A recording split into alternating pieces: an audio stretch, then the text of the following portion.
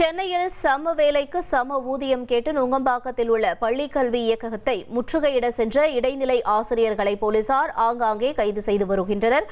காட்சிகளை முதலில் பார்க்கலாம்.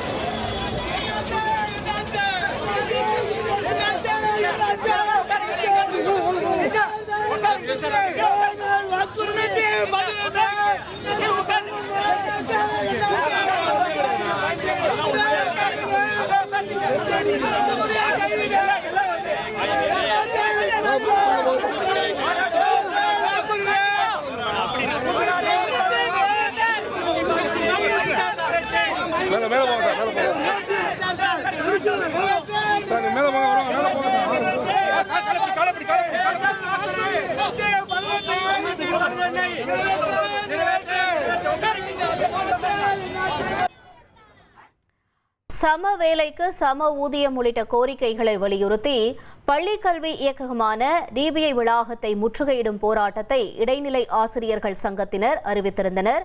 இந்த நிலையில டிபிஐ வளாகத்தை முற்றுகையிட பல்வேறு மாவட்டங்களிலிருந்தும் இடைநிலை ஆசிரியர்கள் சென்னைக்கு வந்திருக்கிறார்கள். கூடுதல் விவரங்களோடு செய்தியாளர் சங்கரன் இணைந்திருக்கிறார். சங்கரன், இப்ப போராட்டத்தில் ஈடுபட்டிருக்கவங்கள கைது செய்யப்பட்டிருக்கிறதா தெரிய வந்திருக்கு. இவங்க வைக்கக்கூடிய அந்த கோரிக்கைகள் என்னென்னவாக இருந்தன? மேலும் விவரங்களை பதிவு செய்யலாம். வணக்கம். தமிழக அரசுடைய தொடக்க கல்வித்துறையில 1 முதல் 5ஆம் வகுப்பு வரையான மாணவர்களுக்கு பாடம் எடுக்கக்கூடிய ஆசிரியர்கள் தான் இடைநிலை ஆசிரியர்கள்.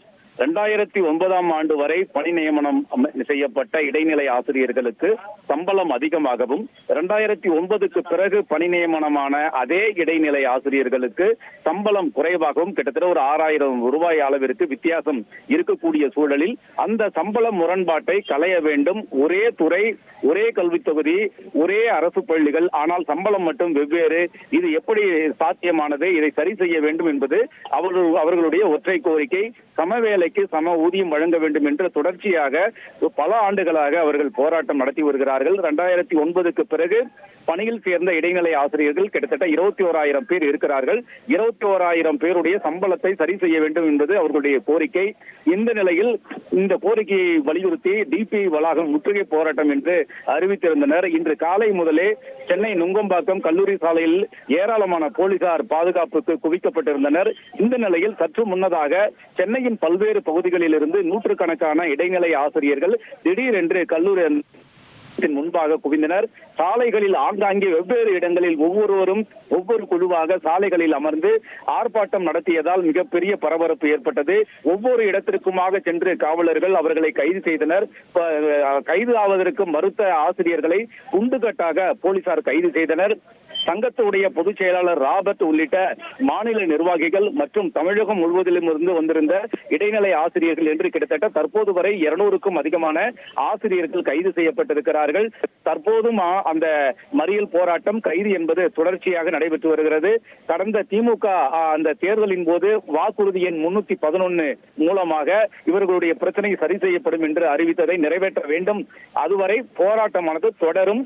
மாணவர்கள் பாதிக்காத அளவில் நாங்கள் விடுமுறை காலத்தில் தான் போராட்டம் நடத்துகிறோம். கோரிக்கையை முதலமைச்சர் நிறைவேற்ற வேண்டும் என்பது அவர்களுடைய ஒற்றை கோரிக்கையாக இருக்கிறது. உங்களுடைய தகவல்களுக்கு நன்றி சங்கரன். 1,25,00,000 மனங்களை வென்ற தந்தி டிவி யூடியூப் சேனல். தவிர்க்க முடியாத தம்ப்நெயில்ஸ், கலக்கலான கான்டென்ட்ஸ். நீங்களும் இந்த குடும்பத்தில் இணைய இப்பவே சப்ஸ்கிரைப் பண்ணுங்க. அசுரபலம் கொண்ட எங்கள் டிஜிட்டல் கரங்களில் உங்கள் விளம்பரங்களை சேர்க்க வாட்ஸ்அப் பண்ணுங்க. 8939888378. Email advtthanditv@dttv.in.